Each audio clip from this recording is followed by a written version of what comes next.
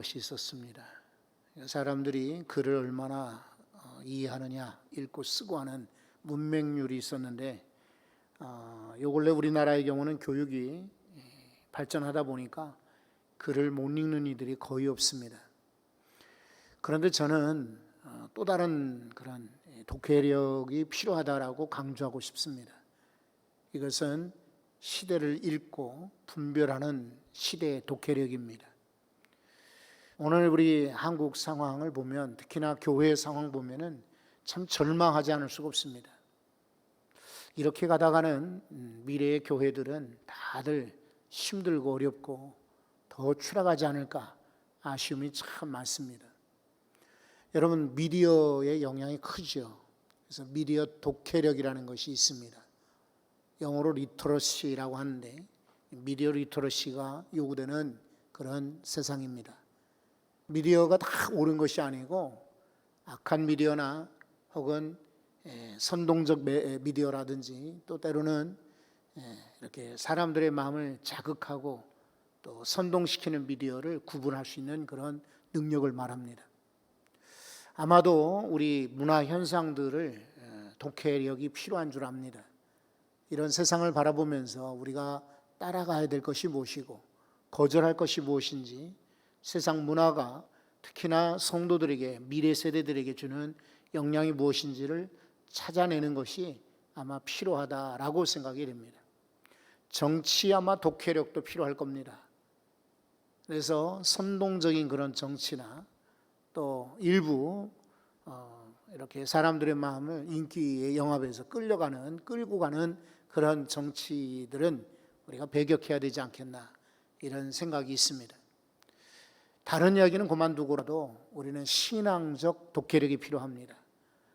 신앙이 다 옳은 것이 아닙니다. 성경을 말한다고 진리가 아니고, 설교가 다 설교가 아니고, 때로는 사람들의 메시지 가운데는 독이 들어있기도 하고 오류나 심각한 그런 문제가 있게 합니다. 이런 부분에 이 마지막 때 이 모든 것을 통합하는 미디어건 사회 정치 문화건 신앙을 통합하는 시대 분별력이 바로 필요한 때라고 여겨집니다.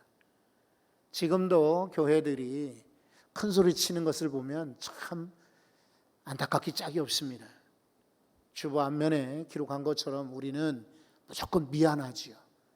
그래서 미안하다고 해야 될 터인데, 미안하기는커녕 오히려 더 정부나 또 혹은 방역이나 또 때로는 이런저런 세력들에게 핑계대는 걸 보면은 과연 믿는 사람들까지도 동의할 수가 없는 안타까운 그런 현상들이 오늘 이 시대에 보여지지 않습니까? 여러분, 우리 교회는 더더욱 철저하게 이 방역에 협조해야 됩니다. 이게 대한민국 국민의 그런 자세이기도 하고 도리지요. 우리가 방역하지 않으면서 다른 사람들 보고 핑계대고 이유될 것이 없습니다. 그리고 무엇보다 우리 정치와 신앙은 이게 관계가 명확해야 됩니다. 혼합되어 있으니까요. 이런 정광훈 같은 사람들이 설치고 난리를 부려도 교회가 통제하지도 못하고, 통제가 뭐예요? 오히려 묵시적으로 동의하고 이렇게 지나보다 보니 오늘의 이 사태가 이루어진 것입니다.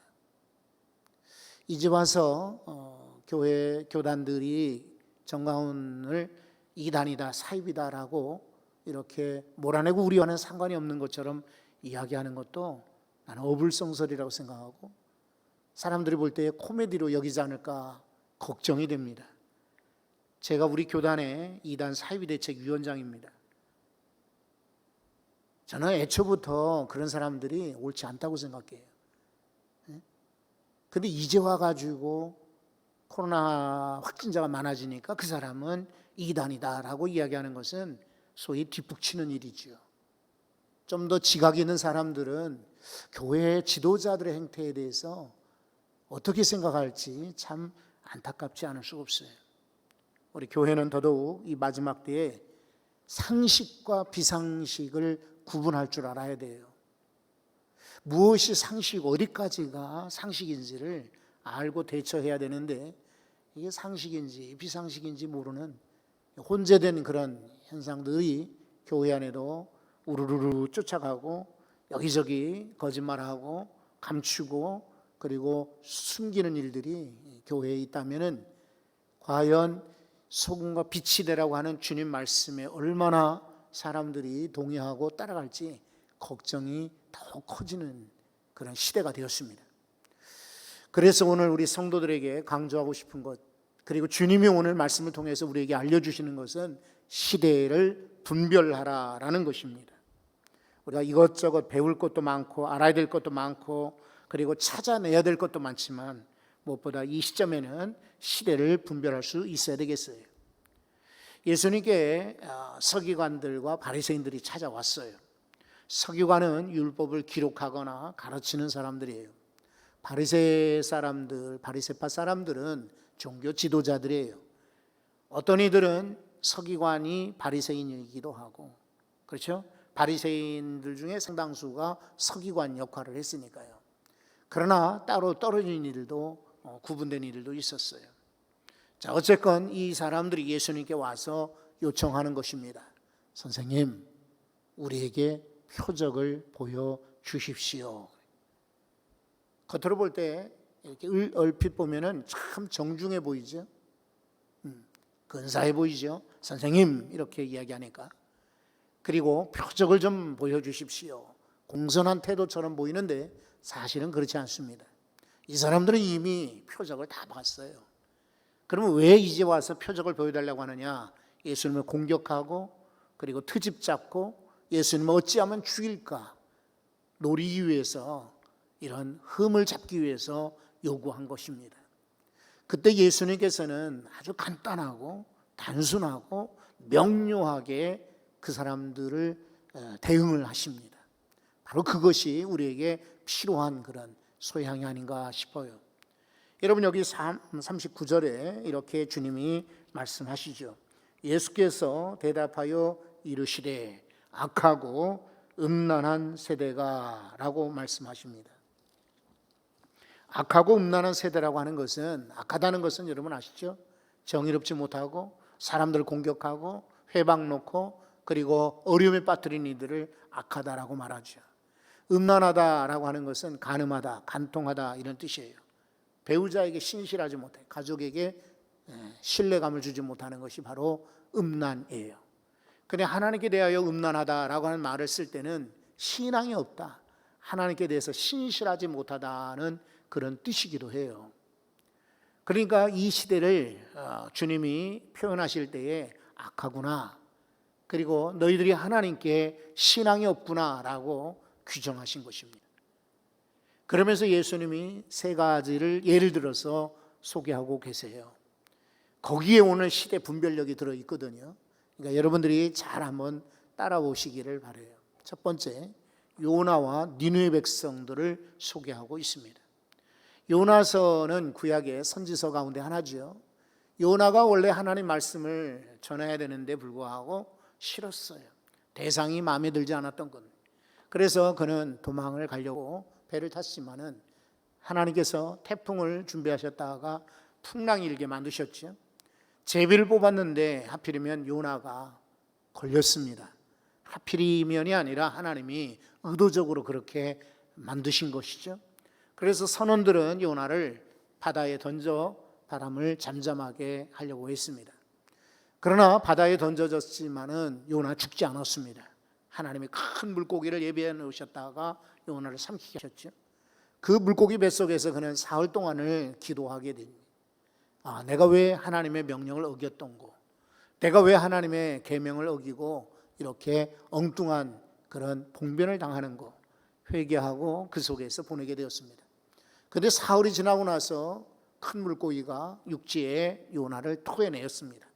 그제서야 요나는 이것이 하나님의 뜻이다라고 알고 니느웨까지 가서 니느웨 성 사람들에게 하나님의 심판을 전하게 되었습니다. 여러분, 니느웨 백성들의 반응이 무엇입니까? 예수님처럼 큰 기적을 행하지도 않았습니다. 예수님처럼 그렇게 유명한 연설을 하지도 않았어요. 병자를 고친 일도 없어요.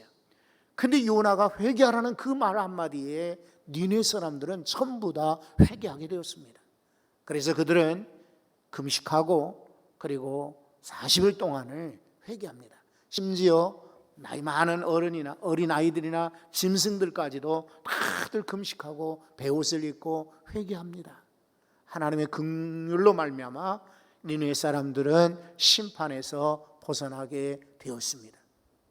그런데 그 니느웨 이야기를 왜 예수님께서 하십니까? 첫째는요, 요나의 표적이라는 것이 바로 예수님의 표적을 말씀하시기 때문이죠.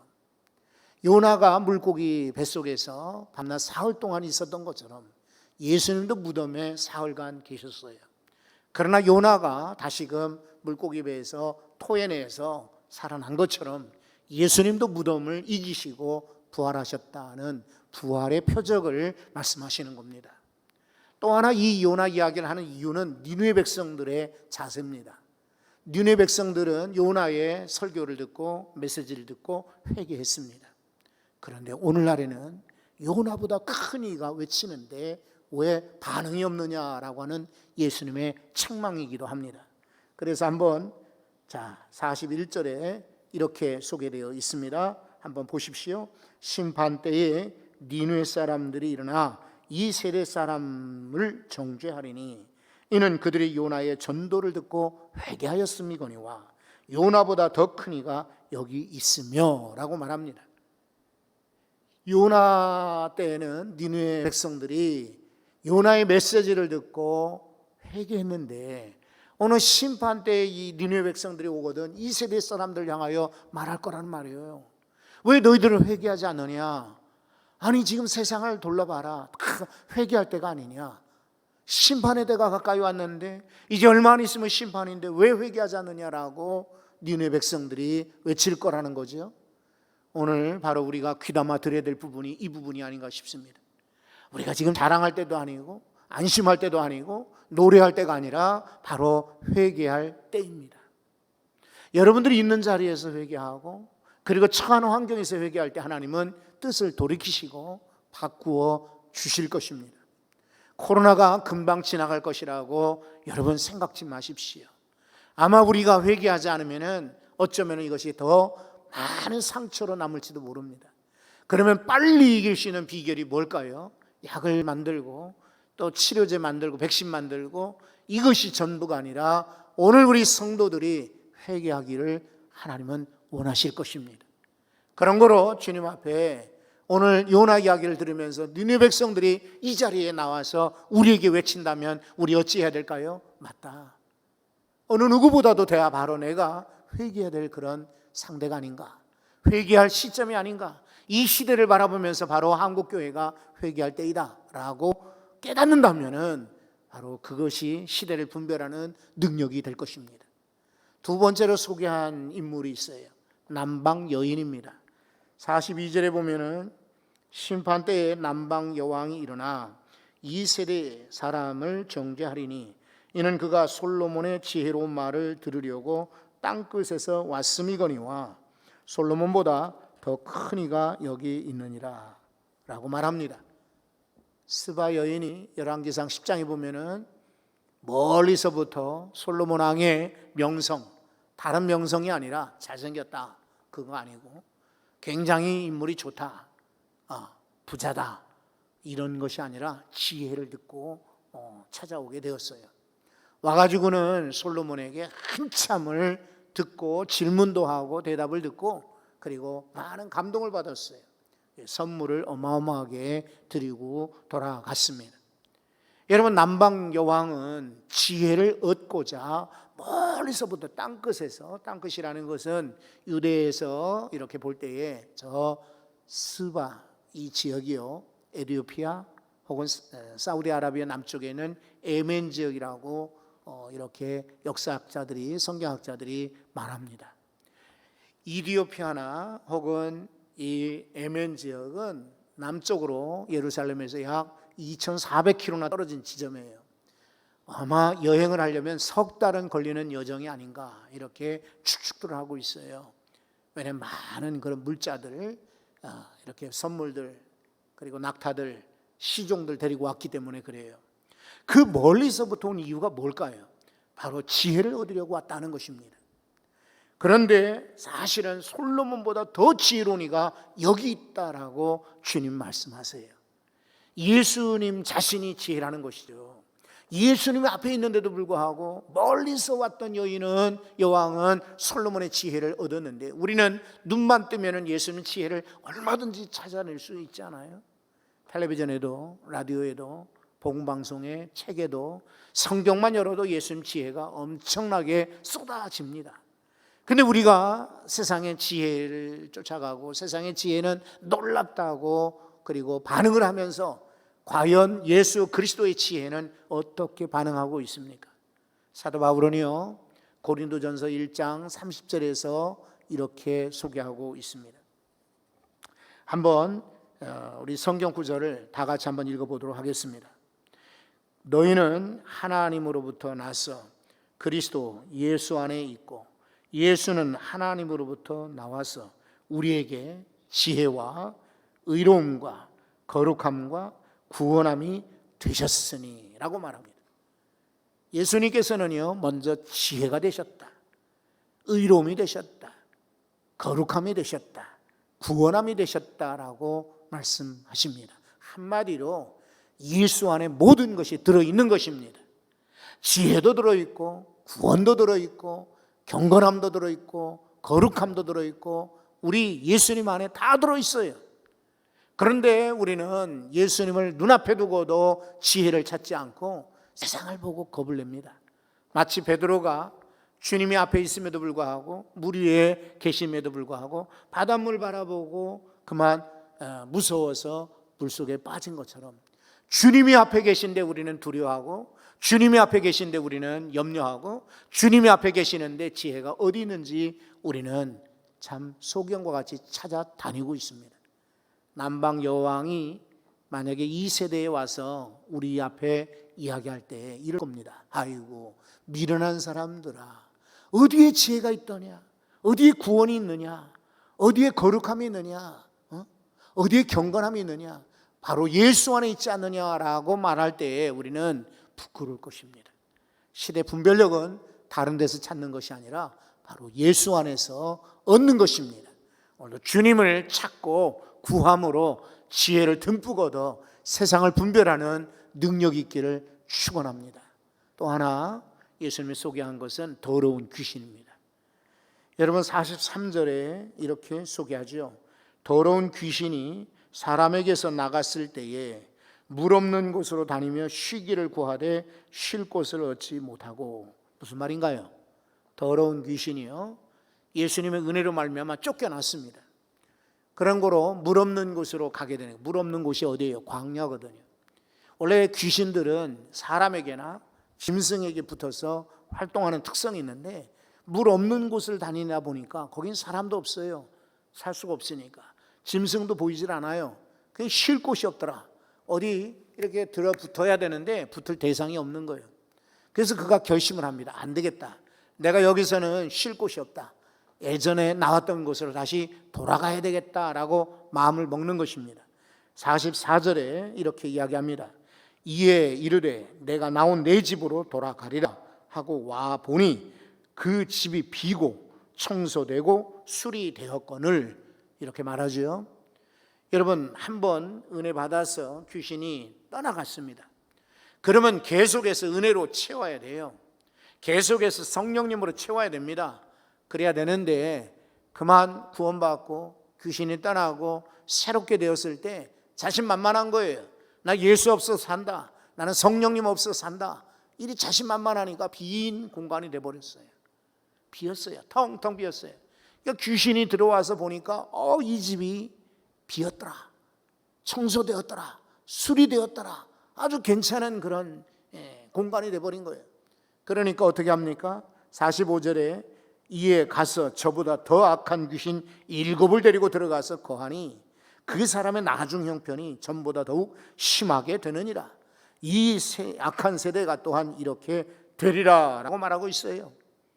여러분, 어제 어떤 동료 목사님이요, 병 때문에 목회를 잠깐 쉬고 집에 거하는데 이분이 코로나 때문에 어떻게 지나세요? 라고 저한테 전화를 주었어요. 그래서 이렇게 우리 영상으로 예배드리고 있습니다. 어렵지요. 목사님은 어떻게 주일날 보내시나 그랬더니 이분은 가평에 살고 있는데 춘천까지 가서 예배를 드린대요. 근데 후배 목사님, 한 10년 후배 정도 되는 목사님이신데 아주 설교를 참 잘하신다는 거예요. 선배인 자기가 말씀을 들어도 깜짝 놀랄 정도로 참 잘하더라는 거예요. 그러면서 참 성령 충만하여 언제 설교가 끝났는지 모르게 아주 참 은혜로웠다라고 이야기를 하더라고요.